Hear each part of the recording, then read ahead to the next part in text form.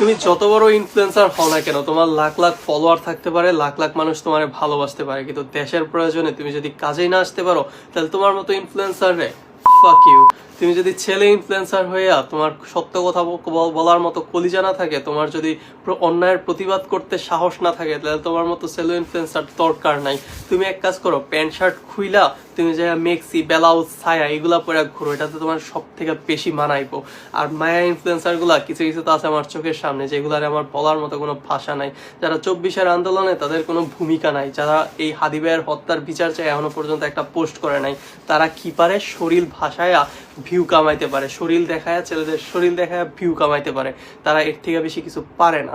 শোনো, 24-এর আন্দোলনের সময় যখন নাকি আমি পোস্ট দিতাম শেখ হাসিনাকে এই প্রতিবন্ধী এই জঘন্য মহিলার বিরুদ্ধে জন্য নাকি আমি পোস্ট দিতাম আমার নামে, এই জাপানের মাটির মধ্যে আমার নামে গেছিল মামলা করার জন্য, আমার পুলিশ দিয়ে হয়রানি করা হয়েছে, আমার টানা 1 সপ্তাহের মতো পুলিশের দিনরাত কল দিছে, কি অবস্থা, কি করতেছি না করতেছি, পোস্ট দেওয়ার জন্য নিষেধ করছে, তখনও আমি থামি নাই।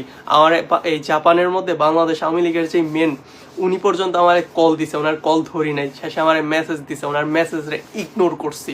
এরপরও আমি আমার প্রতিবাদ থামাই নাই, আমি কথা বলে গেছি।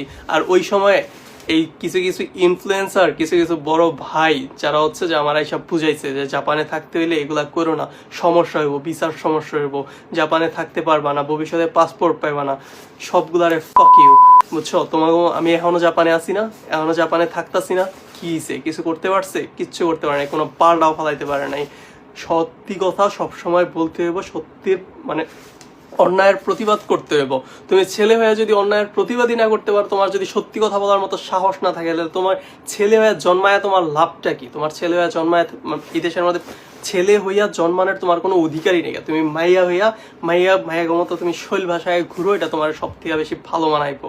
দেশের মধ্যে দেখো এখন হাদি ভাইয়ের হত্যার বিচার চাইতে চাওয়ার জন্য ছেলে মেয়ে আমাদের মারা রাস্তার মধ্যে বসে আছে। ওদের থেকে শিখো, ওদেরকে দেখো, ওদেরকে দেখা শিখো। এই শীতের মধ্যে, কনকনা শীতের মধ্যে জাস্ট হাদি ভাইয়ের হত্যার বিচার চাওয়ার জন্য রাস্তার মধ্যে বসে আছে। আর তোমরা কি করতেছো? তোমাদের এত বড় একটা পেজ থাকার পরেও, তোমাদের এত এত ফলোয়ার থাকার পরেও তোমরা গণমাধ্যম হিসাবে কাজ করতে পারতেছো না। তোমরা সত্যি কথা তুলে ধরতে পারতেছো না, সত্যের পক্ষে কথা বলতে পারতেছো না, অন্যের কি বলে যে এই অন্যায়ের প্রতিবাদ করতে পারতেছো না। তাহলে তোমরা থাইকা লাভটা কি? তোমার ঘরে মানুষ লাখ লাখ ফলোয়ার দিয়া লাভটা কি? তোমার ঘরে এত এত ভিউ দিয়া লাভটা কি? তোমরা যদি দেশের প্রয়োজনে কোনো ধরনের কাজেই না আসতে পারো, তোমরা খালি কি পারবা? কিভাবে ভিউ কামানো যায়, কিভাবে টাকা ইনকাম করা যায়, কিভাবে মানুষের আকর্ষণ করা যায়, এগুলা দিয়া কয়দিন ভালোবাসা পাইবা? মানুষের পাইবা না। সত্যি কথা বলতে শিখো, অন্যায়ের প্রতিবাদ করতে শিখো।